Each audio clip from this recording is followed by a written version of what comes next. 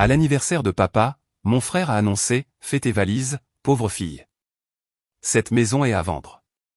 Tout le monde a acclamé et levé son verre. Je suis sorti et j'ai passé un seul coup de fil. 10 minutes plus tard, les cris ont commencé. Je m'appelle Amanda, j'ai 32 ans et je suis la plus jeune fille d'Harold. Il y a 5 ans, j'ai sacrifié ma carrière dans le marketing pour m'occuper de mon père vieillissant après le décès de maman. Aujourd'hui, c'est son 70e anniversaire, et j'ai passé des semaines à le rendre spécial. Pendant le toast, mon frère Derek s'est levé avec un sourire narquois. « Fais tes valises, pauvre fille. Cette maison est à vendre. » Tout le monde a applaudi tandis que mon cœur se brisait. Papa avait l'air confus. Je suis sorti et j'ai passé un rapide coup de fil. Si vous regardez cette vidéo, laissez un commentaire en me disant d'où vous venez. Cliquez sur le bouton j'aime et abonnez-vous pour me suivre dans cette folle histoire de famille. Notre famille a toujours été compliquée, mais je n'aurais jamais imaginé en arriver là. Mon père, Harold, aujourd'hui âgé de 70 ans, a toujours été le pilier de notre famille. Il a travaillé comme ingénieur civil pendant 40 ans, construisant des ponts et des routes à travers 3 États. Maman était son amour de lycée, l'amour de sa vie. Et quand elle est décédée d'un cancer du sein il y a 6 ans, une part de lui est morte avec elle. J'avais alors 27 ans et je gravissais les échelons en tant que directrice marketing pour une entreprise technologique à Chicago. Mon appartement en centre-ville donnait sur le lac Michigan, et ma vie était remplie de réunions avec des clients, de happy hours et d'une relation prometteuse avec un développeur de logiciels nommé Ryan. Tout a changé avec un coup de fil de mon frère, Derek. « Papa ne va pas bien », a-t-il dit. Il oublie de manger, sort à peine de la maison, et c'est un vrai bazar. Quelqu'un doit passer le voir plus souvent. Derek, mon aîné de 40 ans, est l'incarnation du succès, sur le papier. En tant que directeur financier pour une société d'investissement, il vit dans une immense maison en banlieue avec sa femme Stéphanie et leurs 2 enfants parfaits. Il conduit une voiture de luxe, part en vacances en Europe 2 fois par an et ne manque jamais une occasion de nous rappeler ses réussites. Mais rendre visite à papa plus de 2 fois par an était apparemment trop demandé. Ma sœur Lorraine, 38 ans, vit au Colorado avec son mari Justine et leurs 3 enfants. Elle enseigne dans une école privée et a toujours pris le parti de Derek dans les affaires de famille. Comme lui, elle rentre rarement à la maison et appelle papa peut-être une fois par mois. Leur excuse est toujours la même, ils sont occupés avec leur propre famille, leur propre vie. J'étais la seule sans ces attaches, alors la responsabilité m'est revenue. J'ai pris un congé sans solde de mon travail, j'ai fait une valise et j'ai réemménagé dans ma chambre d'enfant. Ce qui devait être un arrangement de 3 mois est devenu permanent quand j'ai réalisé que papa avait besoin de plus qu'une aide occasionnelle. Son chagrin l'avait vieilli prématurément, et de petits signes de déclin cognitif apparaissaient. Rien de majeur, juste des moments de confusion et d'oubli qui m'inquiétaient. Alors, j'ai démissionné de mon poste, j'ai rompu avec Ryan, qui n'était pas prêt à déménager, et je me suis engagé à prendre soin de papa. La maison familiale, une spacieuse maison coloniale de 4 chambres que ma mère avait héritée de ses parents, est devenue ma responsabilité. Chaque recoin renfermait des souvenirs. La cuisine où maman m'a appris à faire des gâteaux. Le jardin où papa nous a construit une cabane dans les arbres. Le salon où nous nous réunissions pour les fêtes. Il y a 2 ans, papa a rencontré Patricia lors d'un rendez-vous chez le médecin. Elle était infirmière à la clinique locale, 50 ans, divorcée et sans enfant.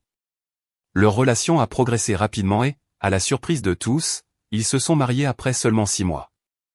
J'étais prudemment optimiste, espérant qu'elle ramènerait de la joie dans sa vie. Au début, Patricia semblait parfaite. Elle cuisinait pour papa, l'accompagnait à ses rendez-vous et l'encourageait à rejoindre un centre pour seniors. Mais quelque chose chez elle m'a toujours paru étrange. Sa façon de jeter un regard désintéressé aux photos de famille, la manière dont elle mentionnait nonchalamment la valeur de la maison, ses commentaires subtils sur ma situation temporaire d'aide-soignante. Derek et Lorraine l'ont accueilli à bras ouverts, y voyant peut-être une occasion de se décharger de leur culpabilité. Tu vois, papa va bien maintenant. Il a Patricia. Tu peux reprendre ta vie. M'a dit Derek lors d'une de ses rares visites. Mais je ne pouvais pas partir. Papa avait encore des bons et des mauvais jours. Son arthrite rendait parfois la montée des escaliers difficile. Son hypertension artérielle nécessitait une surveillance régulière, et des moments de confusion occasionnels se produisaient encore, surtout quand il était fatigué. Pendant ce temps, mes relations avec Derek et Lorraine se sont de plus en plus tendues. Ils critiquaient de loin mes décisions en matière de soins, remettant en question les médicaments que papa prenait, les médecins qu'il voyait, même la nourriture que je préparais. Pourtant, leur propre contribution restait limitée à de courtes visites et des appels téléphoniques occasionnels. Tu gâches ton potentiel, disait Derek. Tu fuis la vraie vie en jouant à l'infirmière. Lorraine ajoutait, ce n'est pas sain de mettre ta vie entre parenthèses comme ça. Papa ne voudrait pas ça. Mais ils n'ont jamais offert de vraies solutions. Jamais proposé de prendre papa pour de longues périodes. Jamais suggéré de thérapie familiale ou de partage des soins. Il était plus facile de critiquer que d'aider. Oncle Walter, le frère cadet de papa, était mon seul allié. Vivant à 3 heures de route à Cleveland, il rendait visite dès qu'il le pouvait et prenait toujours le temps d'appeler papa 2 fois par semaine. Walter comprenait mon choix et le défendait auprès de Derek et Lorraine. Votre sœur a fait un sacrifice que vous n'étiez pas prêt à faire, a-t-il dit un jour lors d'une discussion familiale houleuse. Au lieu de la juger, vous devriez la remercier. Ce commentaire n'est pas bien passé, creusant encore plus le fossé entre nous. Après cela, les réunions de famille sont devenues encore plus tendues, avec des courants sous-jacents de ressentiment coulant sous des amabilités forcées. Quant à Patricia, son attitude envers moi a progressivement changé une fois la phase de lune de miel avec papa terminée. Elle a commencé à remettre en question ma présence dans la maison, suggérant que je m'immisçais dans leur mariage. Elle faisait des commentaires quand papa ne pouvait pas entendre, comme « Ça doit être triste d'être à ton âge sans carrière, sans relation, et de vivre avec ton père, ou « Harold et moi aurions plus d'intimité si tu trouvais ton propre logement. » J'ai essayé de maintenir une relation pacifique pour le bien de papa, mais c'est devenu de plus en plus difficile en remarquant que son comportement changeait lorsque nous étions seuls par rapport à la présence d'autres personnes. Devant Derek et Lorraine, elle était l'épouse dévouée, l'infirmière attentionnée. Avec moi, le masque tombait parfois. Pourtant, je suis resté. Cette maison n'était pas seulement un bâtiment pour moi. C'était l'héritage de maman, l'incarnation physique de notre histoire familiale. Et malgré tout, je croyais que papa avait besoin de moi. Ces moments de lucidité, quand il me serrait la main et disait « Je ne sais pas ce que je ferais sans toi, Amanda », rendaient tous les sacrifices valables. Je ne savais pas que sous la surface, des forces s'alignaient contre moi, complotant pour m'enlever non seulement ma maison, mais aussi la sécurité et le bonheur de mon père. J'ai passé 2 semaines complètes à préparer la célébration du 70e anniversaire de papa. Cette étape méritait quelque chose de spécial, quelque chose qui illuminerait ses yeux et lui rappellerait des temps plus heureux. Je voulais que tout soit parfait. Le menu a été planifié avec un soin méticuleux. Le plat préféré de papa avait toujours été le bœuf Wellington, un plat que maman préparait pour les grandes occasions. Je me suis entraîné 3 fois avant la fête, luttant pour que la pâte soit parfaite. La tarte aux pommes était un autre défi, faite à partir de la fiche de recette manuscrite de maman, délavée par les années d'utilisation. Le secret est dans la croûte, disait-elle toujours, et j'étais déterminé à honorer sa mémoire en la réussissant parfaitement. Les décorations étaient un autre travail fait avec amour. J'ai fouillé le grenier et trouvé des boîtes de vieilles photographies, sélectionnant les meilleures de différentes périodes de la vie de papa, sa remise de diplôme universitaire, le jour de son mariage avec maman, la naissance de chacun de ses enfants, les vacances en famille, sa fête de départ à la retraite. Je les ai arrangés chronologiquement dans un bel album en cuir, ajoutant des légendes et des dates sous chaque photo. Pour la fête elle-même, j'ai créé un mur de photos dans le salon, retraçant les 70 ans d'une vie bien remplie. Des ballons bleus et blancs, les couleurs préférées de papa, étaient disposés dans toute la maison. La table de la salle à manger était dressée avec la plus belle porcelaine de maman, utilisée uniquement pour les occasions les plus spéciales. J'ai même retrouvé une bouteille du champagne qu'ils avaient servi à leur mariage, prévoyant de la présenter comme une surprise pendant le toast. Inviter Derek et Lorraine a été la partie la plus difficile des préparatifs. Ma relation avec eux deux s'était encore détériorée ces derniers mois, Derek retournant à peine mes appels et Lorraine communiquant principalement par des SMS laconiques. Pourtant, je les ai contactés, soulignant l'importance de ce jour pour papa. C'est son 70e anniversaire, ai-je dit à Derek au téléphone. Ça signifierait tout pour lui si vous veniez tous.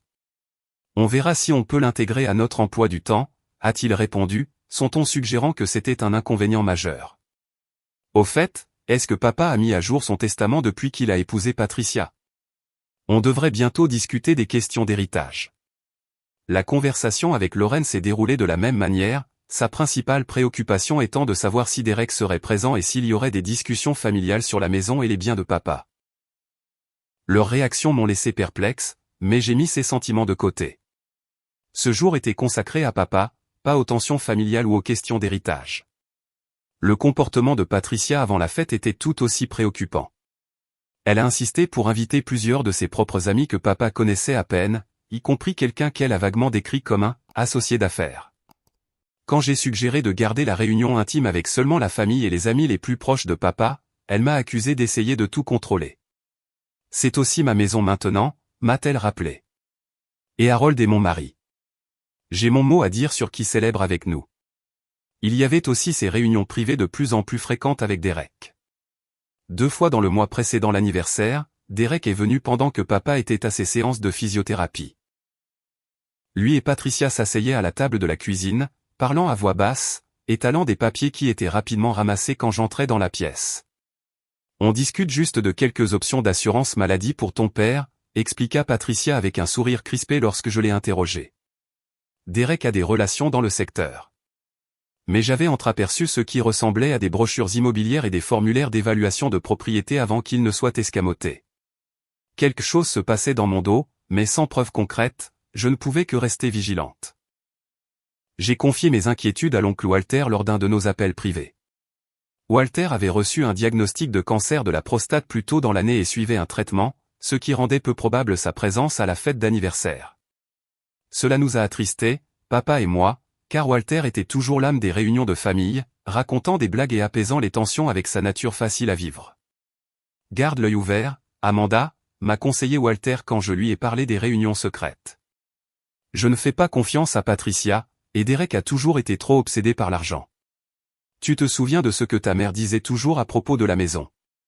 Maman avait été explicite, la maison familiale devait rester dans la famille, de préférence avec celui qui s'occupait de papa dans ces dernières années. C'était son héritage, et elle voulait qu'il continue d'abriter ce qu'elle aimait. Ce souhait avait été documenté dans son testament, papa recevant un droit d'usage viager et la propriété revenant finalement à ses enfants. J'ai pensé à prendre quelques précautions, ai-je avoué à Walter. Des précautions légales. C'est sage, a-t-il convenu. Laisse-moi passer quelques appels. J'ai encore des contacts de l'époque où je travaillais dans le droit immobilier. Le soutien de Walter m'a donné de la force, mais je me surprenais encore à rester éveillé la nuit, m'inquiétant de ce qui pourrait se tramer. La semaine avant la fête, j'ai remarqué que Patricia regardait les médicaments de papa, ajustant apparemment les dosages quand elle pensait que personne ne regardait. Papa avait été plus confus dernièrement, plus facilement fatigué. Quand j'ai suggéré de l'emmener pour un bilan de santé, Patricia a insisté sur le fait que ce n'était pas nécessaire. Il vieillit, c'est tout, Amanda. Arrête d'être paranoïaque. J'ai aussi découvert que Patricia avait fait visiter la maison à des inconnus pendant que papa et moi étions sortis, des voisins rapportant que des gens se promenaient sur la propriété et prenaient des mesures. Confrontée, elle a prétendu que c'étaient des amis qui envisageaient de rénover leur propre maison et voulaient voir notre agencement pour avoir des idées. Malgré ces développements troublants, je restais déterminé à rendre l'anniversaire de papa spécial. La veille de la fête, j'ai finalisé le cadeau surprise que je préparais depuis des mois, 2 billets pour le lac Tao, où mes parents s'étaient fiancés 45 ans plus tôt. Papa parlait souvent avec nostalgie de ce voyage, du lever de soleil sur l'eau quand il a demandé maman en mariage. Je voulais lui donner une chance de revisiter ses souvenirs avec moi, en l'accompagnant pour assurer son confort et sa sécurité. Alors que j'emballais les billets dans du papier argenté, je ne pouvais me défaire du sentiment que demain apporterait plus qu'une simple célébration. Quelque chose changeait dans la dynamique de notre famille, et je devais être prête à tout.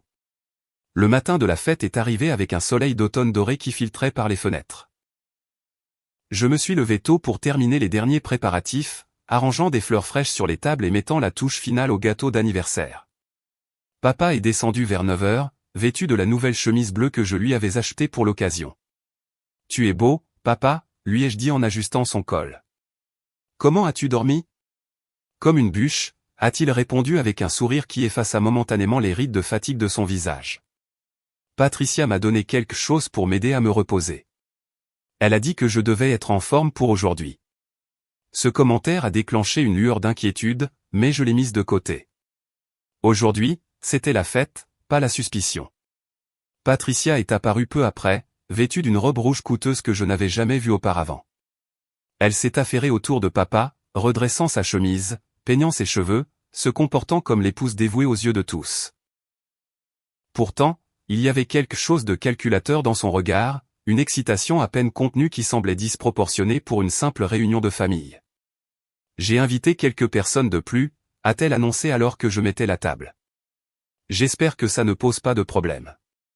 Avant que je puisse répondre, la sonnette a retenti. Derek et Stéphanie sont arrivés les premiers, leurs enfants visiblement absents malgré mon invitation spécifique les incluant. Papa adorait ses petits-enfants et les voyait rarement. Les enfants avaient d'autres engagements, a expliqué Derek d'un ton sec quand papa a demandé où ils étaient. Ils portaient un petit sac cadeau qui semblait assemblé à la hâte, le papier de soie dépassant de manière désordonnée. Lorraine et Justine sont arrivés ensuite, également sans leurs enfants. Lorraine a fait un rapide câlin à papa avant de graviter immédiatement vers Derek. Ils se sont mis dans un coin du salon pour une conversation à voix basse. Les plus vieux amis de papa, Georges et Martha, du bout de la rue, sont arrivés, apportant du pain fait maison et de chaleureux sourires. Ils connaissaient notre famille depuis des décennies, nous avaient vus grandir et se souciaient sincèrement de papa. Leur présence était un réconfort au milieu des étranges courants sous-jacents que je sentais. L'arrivée la plus préoccupante fut celle d'un homme élégamment vêtu d'une cinquantaine d'années que Patricia présenta simplement comme Franck, un cher ami. Il portait une mallette et avait l'allure polie d'un homme d'affaires. Quand j'ai demandé comment il connaissait Patricia, sa réponse fut vague, par des relations mutuelles dans le monde de l'immobilier. La fête s'est déroulée avec des amabilités superficielles. Nous avons partagé un repas à la table à manger, papa à la tête, là où il s'était toujours assis. Il semblait de bonne humeur, bien qu'occasionnellement confus sur des détails ou des conversations. 2 fois, il a appelé Martha par le nom de ma mère, ce qui n'était jamais arrivé auparavant. Après le plat principal, avant le dessert, j'ai sorti l'album photo que j'avais créé. Les yeux de papa se sont illuminés en tournant les pages, les souvenirs affluents. « Regarde-nous à Yellowstone », s'est-il exclamé en montrant une photo jaunie d'il y a 30 ans. Barbara avait si peur des ours. Vous vous souvenez, les enfants ? Derek et Lorraine ont à peine jeté un coup d'œil à l'album, échangeant des regards que je ne pouvais pas interpréter. Patricia n'arrêtait pas de regarder sa montre comme si elle attendait quelque chose. Quand est venu le moment du gâteau, j'ai apporté la création à 3 étages décorée de motifs de pêche, le passe-temps favori de papa dans sa jeunesse. Les bougies ont été allumées, la chanson a été chantée, et pendant un instant, tout semblait normal, voire heureux. Puis Derek s'est levé, tapotant son verre avec une cuillère. La pièce est devenue silencieuse alors que tous les yeux se tournaient vers lui. J'aimerais porter un toast à l'homme du jour, a-t-il commencé, sa voix portant un sous-entendu de triomphe. Papa, tu nous as tant donné au fil des ans. Ta sagesse, ton soutien, ton amour. Aujourd'hui, nous voulons te rendre quelque chose. Un nouveau départ. Il a marqué une pause pour les faits, ses yeux rencontrant brièvement les miens avec une froide satisfaction. Comme beaucoup d'entre vous le savent, cette maison est devenue trop lourde à gérer pour papa. Les escaliers, l'entretien, les impôts fonciers. Patricia s'inquiète pour son bien-être ici, et après mûre réflexion, nous avons pris une décision importante. Mon estomac s'est noué alors que Derek sortait un document plié de la poche de sa veste. Papa m'a signé une procuration, et nous avons décidé qu'il est temps de vendre cette maison et de le déménager à Oakwood Terrace, une résidence pour personnes âgées haut de gamme avec des soins médicaux à plein temps. Puis il s'est tourné vers moi, son sourire n'atteignant pas ses yeux. Alors, Amanda. Fais tes valises, pauvre fille. Cette maison est à vendre. La pièce a éclaté en applaudissements, les verres se levant en signe de célébration. Patricia rayonnait, s'accrochant possessivement au bras de papa. Lorraine hochait la tête en signe d'approbation. Franck, l'ami, a ouvert sa mallette, révélant des piles de documents immobiliers. J'ai regardé papa, m'attendant à une protestation, de la confusion, de la colère. Au lieu de cela, je n'ai vu que de la perplexité dans ses yeux, comme s'il ne pouvait pas tout à fait saisir ce qui se passait. Mais, et notre voyage au lac Tao ? A-t-il demandé, sa voix petite et confuse. Amanda a dit que nous allions voir le lever du soleil. Derek a ri d'un air dédaigneux. Papa, tu n'es pas en état de voyager.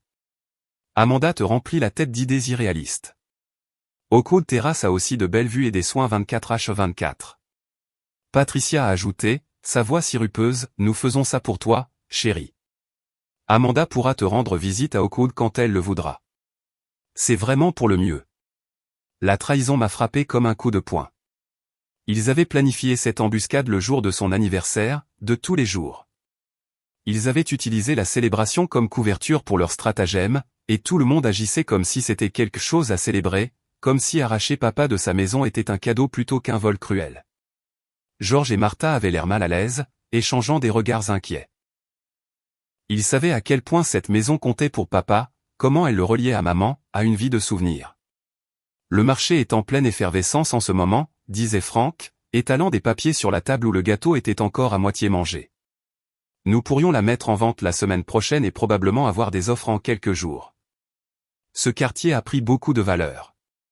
Je ne pouvais pas supporter une seconde de plus. Ma poitrine était serrée, ma vision se brouillait de larmes non versées. Sans un mot, je me suis levé et je suis sorti par la porte d'entrée, dans l'air frais de l'automne.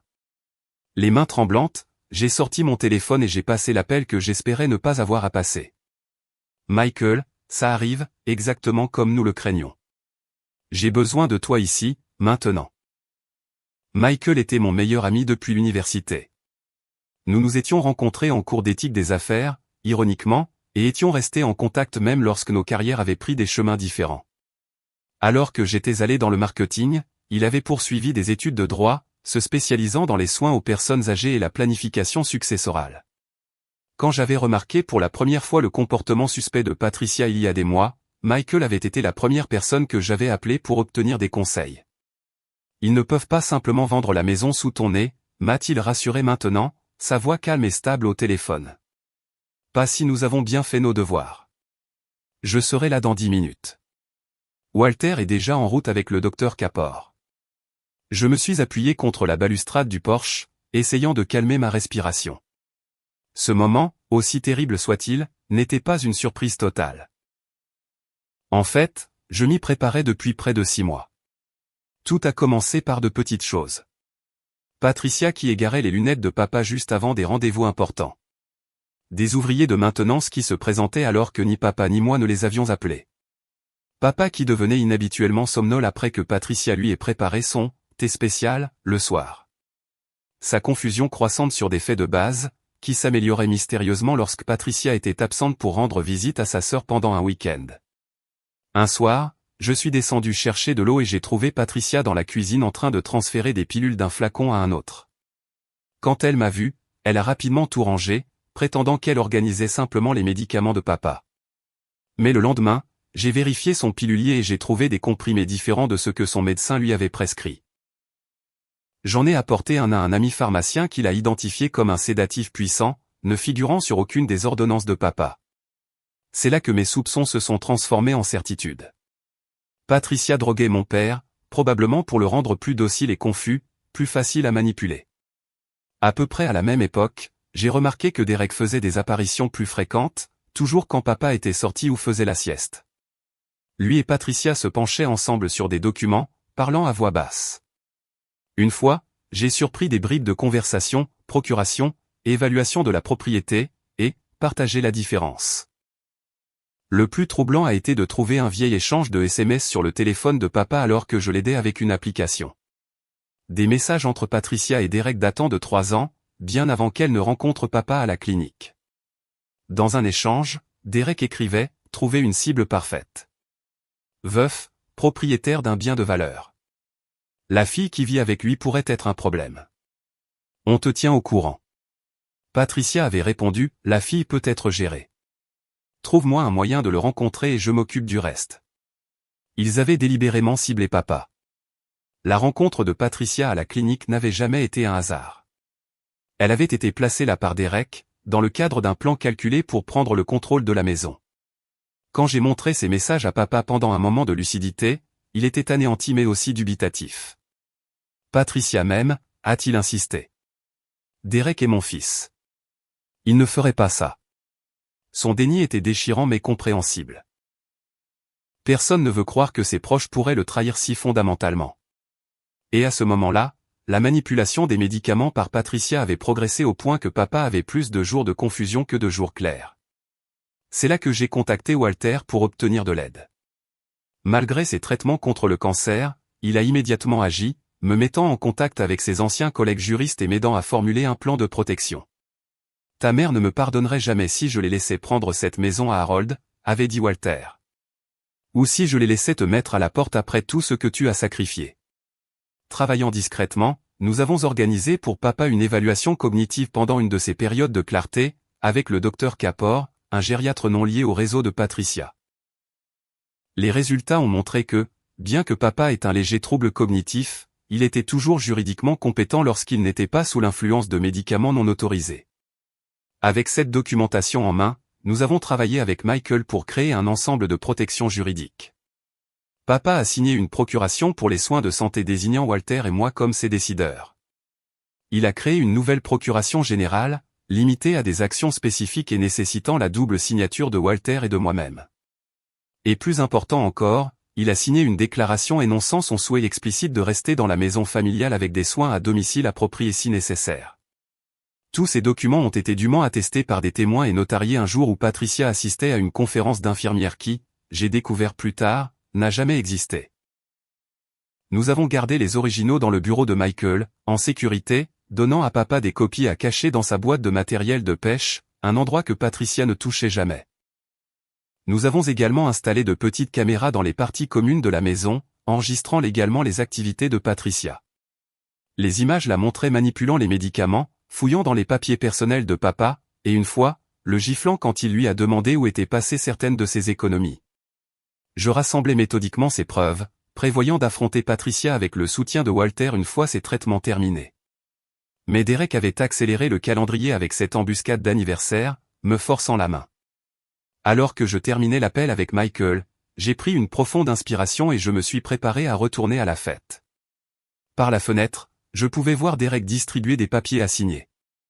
Patricia gesticulait avec enthousiasme à propos de quelque chose, probablement l'appartement de luxe qu'elle avait si peu subtilement recherché en ligne. Papa était affalé sur sa chaise, faisant bien ses 70 ans, et même plus, la confusion évidente dans sa posture. Ma colère brûlait, froide et claire. Il ne s'agissait pas seulement de la maison, même si cela comptait. Il s'agissait de la dignité de papa, de son droit de faire des choix éclairés sur sa propre vie. Il s'agissait d'honorer les souhaits de maman pour la maison familiale. Et oui, il s'agissait de justice, de ne pas laisser des gens manipulateurs profiter de la maltraitance d'une personne âgée. Le son d'une voiture se garant dans l'allée a signalé l'arrivée de Michael. Quelques instants plus tard, un autre véhicule a suivi. Oncle Walter en est sorti avec le docteur Kapor. Malgré sa fatigue évidente due à ses traitements, le visage de Walter était empreint de détermination. Le docteur Kapor portait sa mallette médicale, son expression professionnellement neutre. Prête, a demandé Walter, posant une main de soutien sur mon épaule. J'ai hoché la tête, me redressant. Plus que prête. Mettons fin à tout ça. Ensemble, nous sommes retournés dans la maison, prêts à exposer la vérité et à reprendre ce qui était en train d'être volé sous nos yeux. La conversation dans le salon s'est arrêtée brusquement à notre entrée. Derek était en pleine phrase, un stylo à la main, expliquant apparemment quelque chose sur les comptes séquestres. Frank, l'agent immobilier, disposait des brochures glacées sur la table basse. Patricia se tenait derrière la chaise de papa, ses mains possessivement posées sur ses épaules. Amanda, dit Derek avec une patience exagérée, nous sommes au milieu de quelque chose d'important ici. Peut-être que tu pourrais nous apporter du café pendant que les adultes s'occupent de la paperasse. La paperasse s'arrête maintenant, ai-je répondu, ma voix plus stable que je ne l'aurais cru. Papa ne vend pas cette maison. Et il ne déménage dans aucun établissement. Derek a ri, un son méprisant qui m'a fait frissonner. Trop tard, petite sœur. Les papiers sont déjà signés. La procuration me donne le droit de prendre ces décisions pour le bien de papa. J'aimerais que tout le monde écoute attentivement, dis-je en m'adressant à toute la pièce. Ce qui se passe ici n'est pas seulement moralement répréhensible, c'est illégal. Lorraine fronça les sourcils, regardant tour à tour Derek et moi.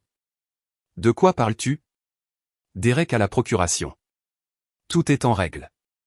Vraiment, ai-je lancé. Est-ce que quelqu'un s'est demandé pourquoi papa a soudainement eu besoin de quelqu'un pour prendre ses décisions à sa place? Est-ce que quelqu'un a remis en question le moment opportun de son déclin cognitif après l'entrée de Patricia dans sa vie? Patricia halta de façon théâtrale. Comment osez-vous? Je n'ai fait que prendre soin d'Harold. Dis-leur, chérie. Elle donna un coup de coude à papa, qui avait l'air confus et mal à l'aise. Patricia a systématiquement drogué papa sans sa connaissance ni son consentement, ai-je continué, lui donnant des sédatifs et des antipsychotiques non prescrits par son médecin, provoquant des symptômes artificiels de démence. C'est ridicule, se moqua Derek. Tu es juste contrarié parce que tu vas devoir te trouver un endroit où vivre. Il est temps de grandir, Amanda. Michael s'avança, se présentant comme mon avocat. En fait, nous avons des preuves de manipulation de médicaments, y compris des enregistrements vidéo et des dossiers de pharmacie. Madame Walker a substitué les médicaments prescrits d'Harold par des sédatifs non prescrits pendant au moins 4 mois.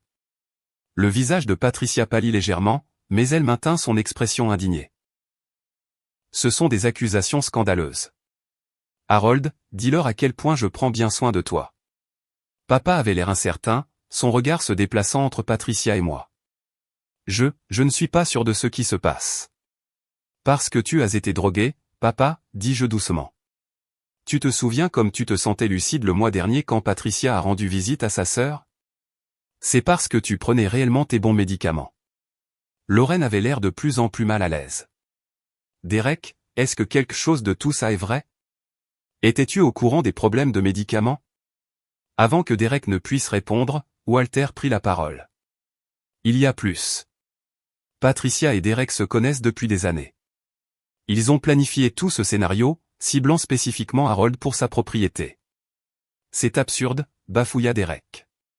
Patricia et papa se sont rencontrés à son rendez-vous chez le médecin. C'était complètement un hasard. J'ai sorti mon téléphone et affiché les messages textes que j'avais récupérés. Est-ce que c'est un hasard? Des messages entre vous deux datant de 3 ans, discutant de trouver une cible avec un bien de valeur? Discutant de comment me gérer parce que je pourrais être un problème? Planifiant comment prendre le contrôle de la maison? Lorraine halta, attrapant le téléphone pour lire les messages elle-même. Oh mon Dieu, Derek, dis-moi que ce n'est pas vrai. Le visage de Derek rougit de colère. Ces messages pourraient signifier n'importe quoi. Tu déformes les choses.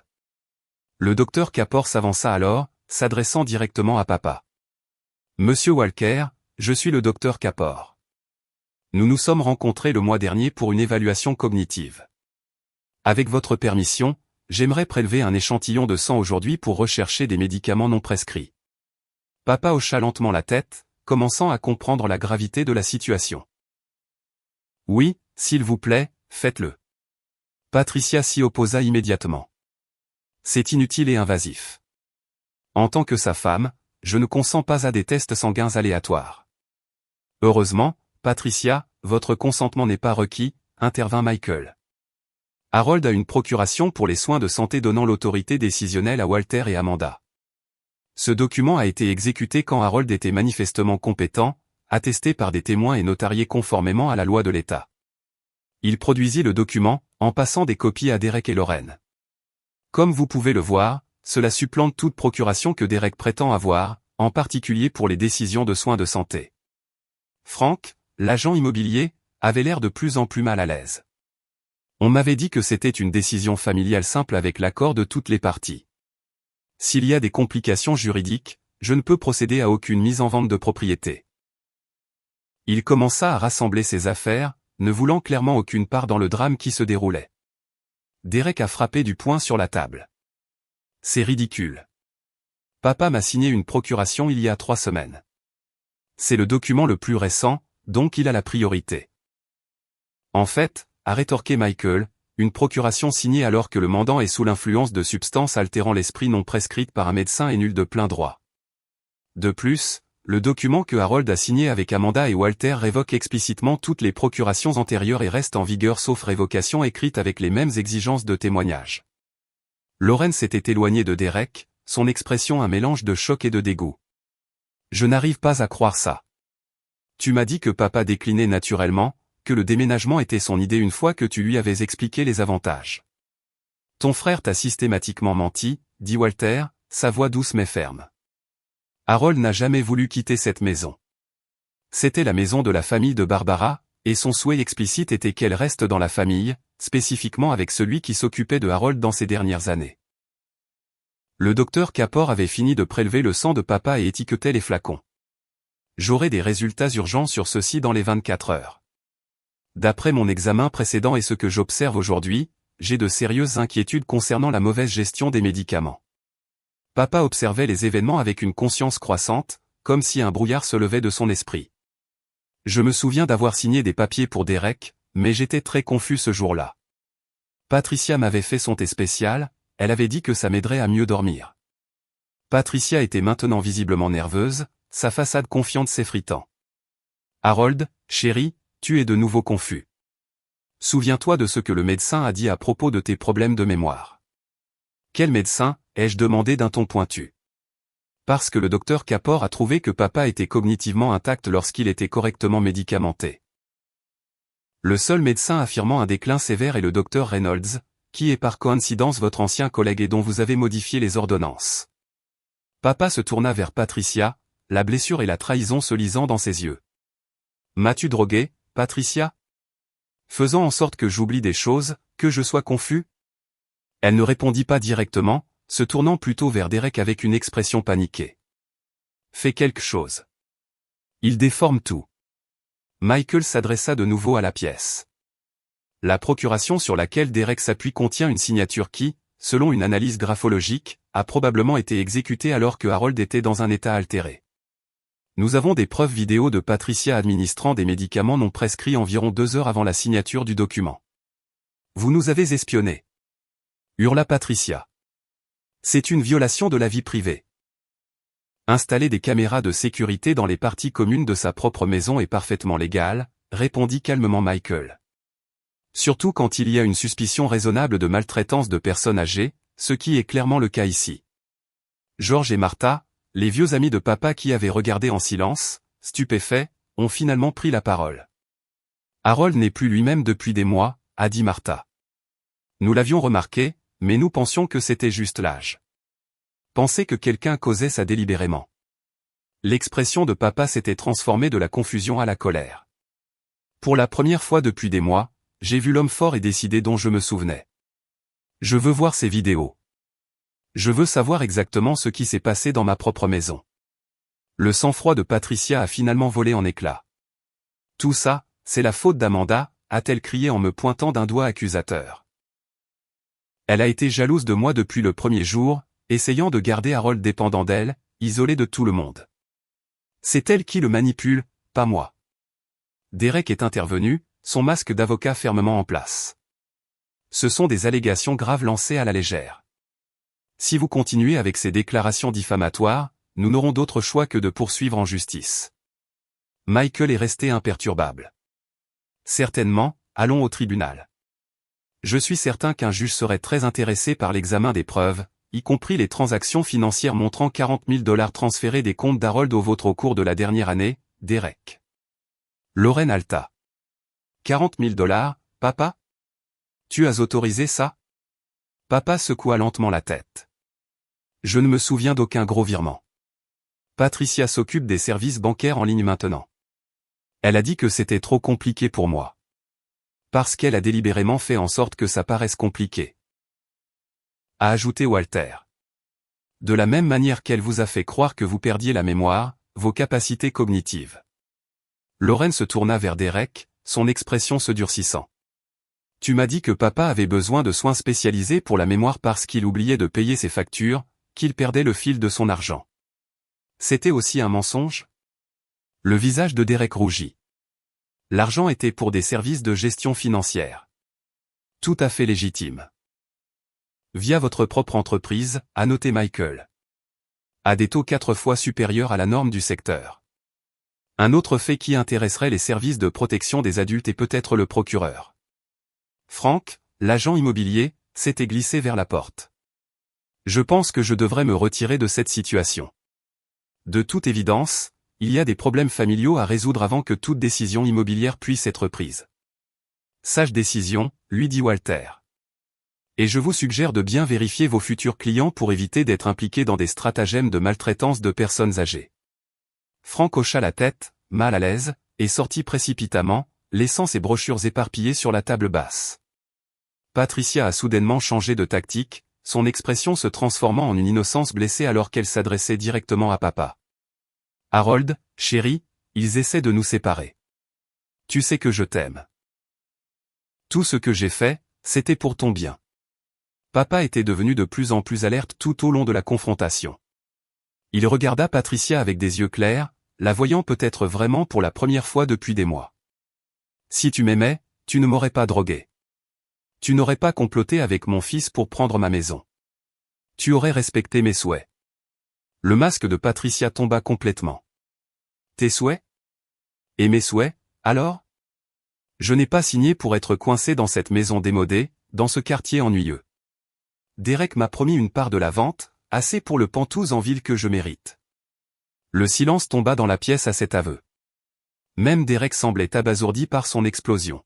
« Je pense que tu devrais partir, Patricia, dit papa, calmement mais fermement. Maintenant. Tu ne peux pas me mettre à la porte. Je suis ta femme. C'est aussi ma maison. » Walter s'avança. « En fait, le contrat de mariage que vous avez signé excluait spécifiquement toute revendication sur cette propriété, et étant donné les circonstances, je crois que nous avons des motifs pour une annulation accélérée pour cause de fraude. » Patricia se tourna vers Derek, paniquée. « Tu avais dit que le contrat de mariage n'était qu'une formalité, qu'une fois la maison vendue, personne ne pourrait nous arrêter. » Derek recula. « Je n'ai jamais dit ça. Tu inventes des choses maintenant. » Lauren s'était approchée de papa, son bras protecteur autour de ses épaules. « Je n'arrive pas à croire que je sois tombé dans le panneau. Derek m'a dit que tu déclinais rapidement, que tu avais besoin de soins professionnels. J'aurais dû venir voir par moi-même au lieu de le croire sur parole. Tu étais occupé avec ta propre famille, dit papa en lui tapotant la main. Et Derek a toujours été persuasif. » Patricia, voyant ses alliés l'abandonner, fit une dernière tentative désespérée. « Très bien. Vous voulez la vérité? » « Oui. J'ai épousé Harold pour son argent et cette maison. Derek m'a approché avec le plan. Il a dit que nous pourrions tous les deux en profiter. Il s'occupe du côté commercial, je joue l'épouse dévouée. On partage les bénéfices quand la maison sera vendue. Vous êtes content maintenant? » Elle attrapa son sac à main et se dirigea vers les escaliers. « Je fais mes valises. Ce mariage était de toute façon une imposture. Une perte totale de 2 ans de ma vie à m'occuper d'un vieil homme. » Nous avons regardé en silence, stupéfaits, alors qu'elle montait les escaliers en trombe, lançant des insultes et des accusations tout le long du chemin. Le son des tiroirs arrachés et des portes de placard claquant résonnait dans la maison. Derek se tenait seul maintenant, abandonné par sa co-conspiratrice, faisant face au jugement collectif de la famille qu'il avait essayé de manipuler. « Tout ça est complètement disproportionné », a-t-il essayé, sa voix manquant de conviction. « En volant sa maison? En travaillant avec Patricia pour le droguer, ai-je contesté? En cachant tout ça derrière une fête d'anniversaire? Tu n'as jamais respecté ce que cette maison signifie pour notre famille, a ajouté Walter. Barbara voulait qu'elle reste dans la famille, pour abriter Harold jusqu'à la fin de ses jours. Tu le savais, et tu as choisi d'ignorer ses souhaits. » L'expression de Derek se durcit. Maman est partie depuis des années. Les temps changent, les priorités changent. Le sentimentalisme pour une vieille maison est financièrement irresponsable. Dehors, dit papa, sa voix plus forte que je ne l'avais entendue depuis des mois. Je ne veux pas te voir en ce moment, Derek. J'ai besoin de temps pour digérer cette trahison. Derek attrapa sa veste. Très bien, mais ce n'est pas fini. Cette procuration est toujours valide jusqu'à preuve du contraire. Nous verrons bien, répondit Michael. En attendant, j'ai demandé une ordonnance de protection d'urgence empêchant toute transaction immobilière ou retrait financier supplémentaire. Les papiers vous seront signifiés demain. Derek sortit en trombe sans un mot de plus, claquant la porte d'entrée derrière lui. Lauren est restée, des larmes coulant sur son visage. Papa, Amanda, je suis tellement désolé. Je n'avais aucune idée de ce que Derek préparait. Il m'a dit qu'Amanda était dépassée par les soins à te donner, qu'un établissement professionnel serait mieux pour tout le monde. Il t'a manipulé aussi, dis-je, surprise de constater que je n'avais pas de colère envers ma sœur. Il savait exactement quoi dire pour que son plan paraisse raisonnable. J'aurais dû remettre ça en question davantage, a-t-elle insisté. J'aurais dû venir plus souvent, voir par moi-même ce qui se passait. Ce qui compte, c'est que tu sois là maintenant, dit papa en la serrant dans ses bras. Et que la vérité soit sortie avant qu'il ne soit trop tard. Patricia est réapparue avec 2 grandes valises, son visage un masque de fureur. J'enverrai chercher le reste de mes affaires. Mon avocat vous contactera pour un accord de divorce. Je crois que la fraude et la maltraitance de personnes âgées auront un impact significatif sur toute discussion de règlement, a noté calmement Michael. Tout comme les poursuites pénales que nous allons engager. Patricia se figea. Des poursuites pénales. Vous n'êtes pas sérieux. Manipulation de médicaments, exploitation financière d'une personne âgée, association de malfaiteurs en vue d'une escroquerie, énuméra Michael. Tous des crimes dans cet état. Les résultats des tests sanguins du docteur Kapor fourniront la preuve finale nécessaire. Le visage de Patricia pâlit. Sans un autre mot, elle traîna ses valises jusqu'à la porte. Le bruit de sa voiture démarrant et s'éloignant à toute vitesse marqua la fin de sa présence dans nos vies. Dans le silence soudain qui suivit, papa regarda ceux qui restaient, moi, Lorraine, Walter, Michael, le docteur Kapor, et ses vieux amis George et Martha. Des gens qui se souciaient sincèrement de son bien-être, pas de ce qu'ils pouvaient obtenir de lui. Je crois, dit-il avec un faible sourire, que j'ai encore un gâteau d'anniversaire qui attend d'être dégusté comme il se doit. Martha alla immédiatement à la cuisine pour récupérer le gâteau et George versa de nouvelles boissons. La célébration d'anniversaire reprit, transformée maintenant en quelque chose de plus significatif. Une célébration de la vérité révélée, de la manipulation déjouée, de liens familiaux endommagés mais pas irréparables. Papa me serra fort dans ses bras. Merci d'avoir veillé sur moi, Amanda. D'avoir remarqué ce que les autres ont manqué, de t'être battu pour notre maison. Toujours, papa, ai-je promis, sentant le poids de moi d'inquiétude commencer enfin à se lever. Toujours. 3 mois ont passé depuis l'anniversaire qui a failli tout changer. Les feuilles d'automne ont laissé place à la neige hivernale, transformant notre quartier en un paisible paradis blanc. Beaucoup de choses ont changé dans notre famille, certaines douloureusement, d'autres pour le mieux. Papa s'est considérablement amélioré maintenant qu'il est correctement médicamenté. Les symptômes artificiels de démence ont disparu quelques semaines après le départ de Patricia. Sa mémoire est plus vive, son énergie s'est améliorée.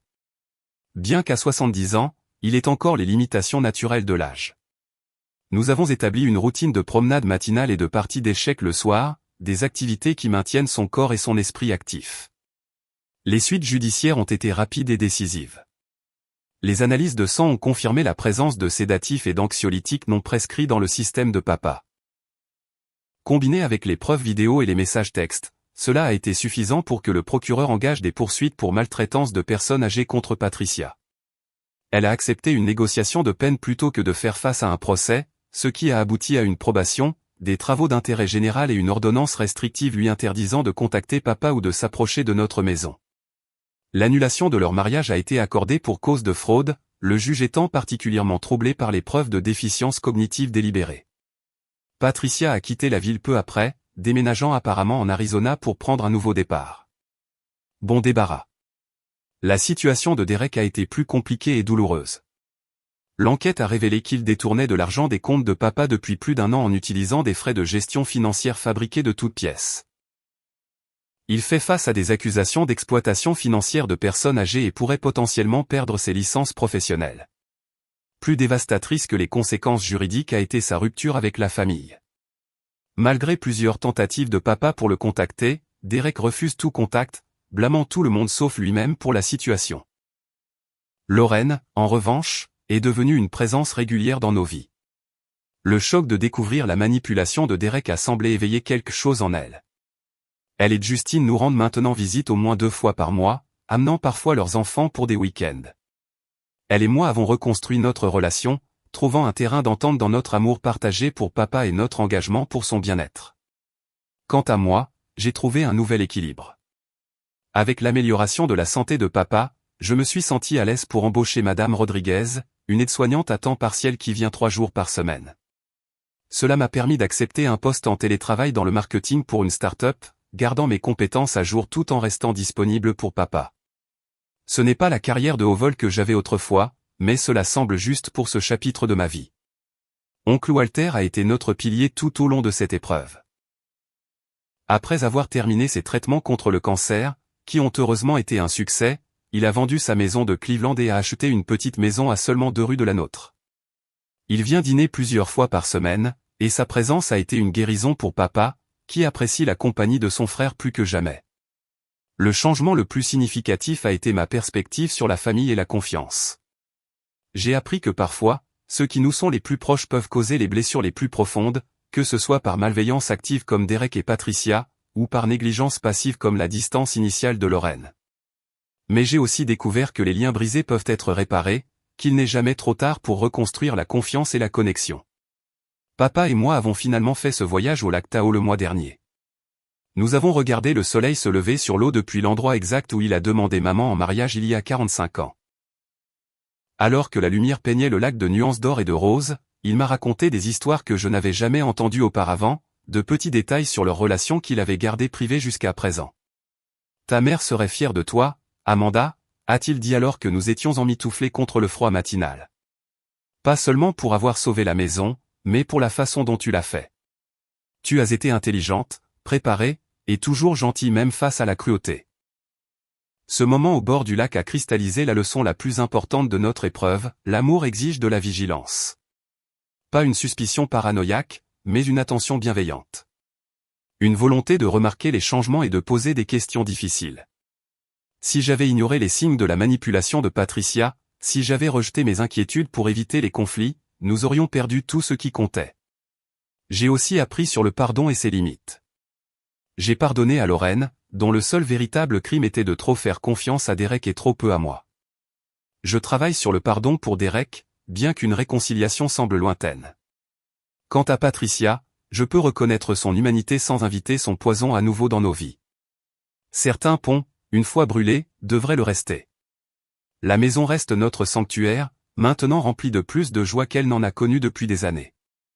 Nous avons fait quelques modifications pratiques. Une barre de sécurité dans la salle de bain ici, un meilleur éclairage là, mais son essence reste inchangée.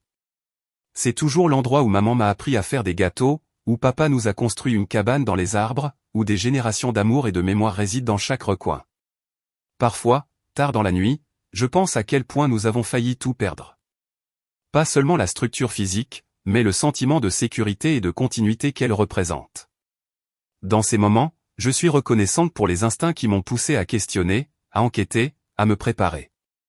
Cet unique coup de fil le jour de l'anniversaire de papa a tout changé, déclenchant les événements qui ont sauvé notre maison et peut-être la vie de papa. S'il y a une sagesse que je peux partager de cette expérience, c'est celle-ci, faites confiance à votre instinct quand quelque chose ne semble pas juste, surtout avec ceux que vous aimez. Documentez tout lorsque des soupçons apparaissent. Construisez un réseau de soutien avant d'en avoir désespérément besoin. Et souvenez-vous que parfois, l'action la plus aimante n'est pas la plus facile, pas celle qui évite les conflits, mais celle qui affronte les vérités difficiles de front. Papa et moi nous asseyons sur la balançoire du porche la plupart des soirs maintenant, regardant les enfants du quartier jouer, saluant les voisins qui promènent leurs chiens. Hier, il s'est tourné vers moi avec des yeux clairs et un sourire paisible. Tu sais, a-t-il dit, ta mère a toujours cru que les maisons avaient une âme, qu'elles absorbaient l'amour et la douleur des familles qui y vivaient. Si elle avait raison, cette vieille maison doit avoir l'une des âmes les plus fortes qui soient. Je pense qu'il a raison. Et je suis reconnaissante chaque jour que nous nous soyons battus pour cette maison, pour son âme, pour notre héritage familial. Avez-vous déjà dû vous opposer à des membres de votre famille pour protéger quelqu'un que vous aimez? Qu'est-ce qui vous a donné la force de faire ce choix difficile? Partagez vos histoires dans les commentaires ci-dessous.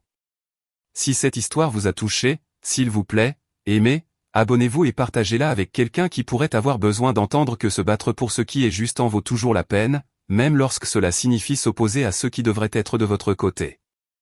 Merci d'avoir écouté mon histoire, et rappelez-vous, parfois la famille que nous choisissons de créer est aussi importante que la famille dans laquelle nous sommes nés.